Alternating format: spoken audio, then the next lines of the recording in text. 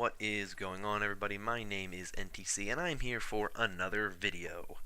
With the addition of Hammond into Overwatch as a playable hero, there's also been quite a few additions to the game's lore. With both Hammond's origin story video as well as the dev update, some new details about the Overwatch universe were revealed. So today I wanted to give you guys my list of the 5 most interesting details that I took away from Hammond's announcement. At number 5, we have the fact that Hammond was a legend of Junkertown, where he fought in his mech as the Gladiator Wrecking Ball.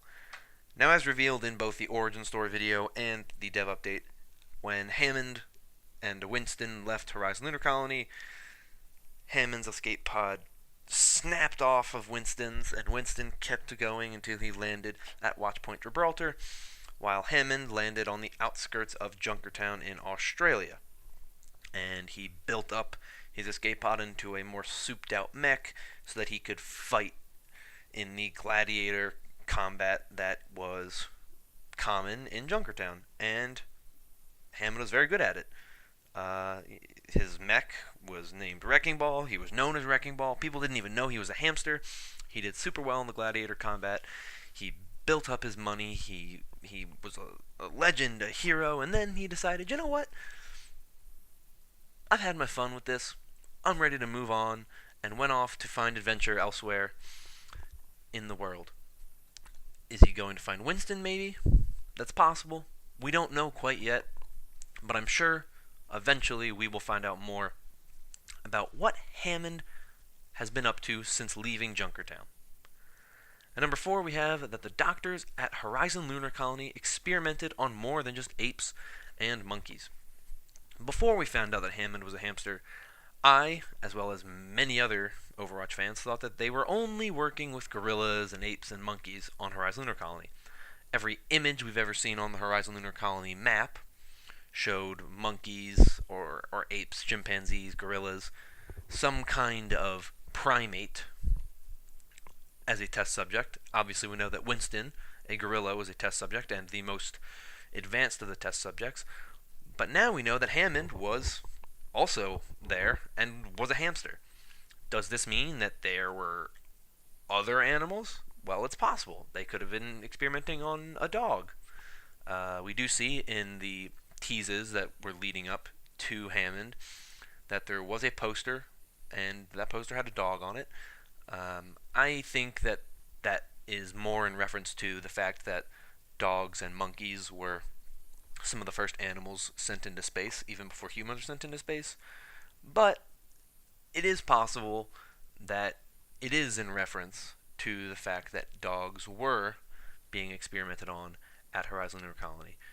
So we don't know much about other animals that were being experimented on, but we do know that it wasn't just apes, gorillas, monkeys, and that there were at least hamsters there, or even just one hamster.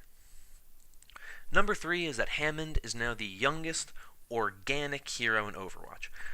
What I mean by this is, Hammond is the youngest hero that isn't an Omnic. Now, obviously, not a human, which means that Diva, who is 19 years old, is still the youngest human in Overwatch, but Hammond is the youngest living creature that is a playable hero in Overwatch. And how fitting that the 2 youngest living things are both in mechs. The youngest hero overall is Orisa at 3 months, because Ifeola Deli created her pretty much just before the present day of the Overwatch games begins, being, of course, 3 months. But the youngest living creature that you can play as in Overwatch is Hammond, who comes in at 14 years old, and that's pretty impressive for a 14-year-old. Now, I don't know how a 14-year-old hamster's intelligence and maturity compares to a human, but Hammond is definitely not just a 14-year-old kid when it comes to maturity. There's definitely a lot more there to Hammond than me, so Hammond is pretty smart for a 14-year-old. Number 2 is that Winston doesn't know that Hammond made it to Earth. Now, this is a detail revealed by Jeff Kaplan during the dev update, where he mentioned that even though Hammond grabbed on to the escape pod of Winston with his own escape pod and the grappling hook string thingy. Winston didn't actually know that Hammond attached. Now, I don't want to go into physics and how Winston wouldn't be able to feel the drag. Winston's obviously not a pilot, so maybe he wouldn't know, but he didn't know that Hammond attached, and seeing as they are on opposite sides of the world, who knows when Hammond and Winston will meet up for the first time. But this is a detail that I personally enjoy because it allows some really awesome and fun storytelling options for the future, and we're going to get to see a nice Hammond-Winston reunion at some point in the future. But number one, to me, the most interesting thing and the best thing that we got from all of the Hammond reveals has very little to do with Hammond and has everything to do with the Junkertown Queen, because we finally have a good look at the Junkertown Queen. We finally have a color look at the Junkertown Queen. We got a look at her in the background of the champion revealed tease for Hammond, the one that we got right before Hammond was actually released.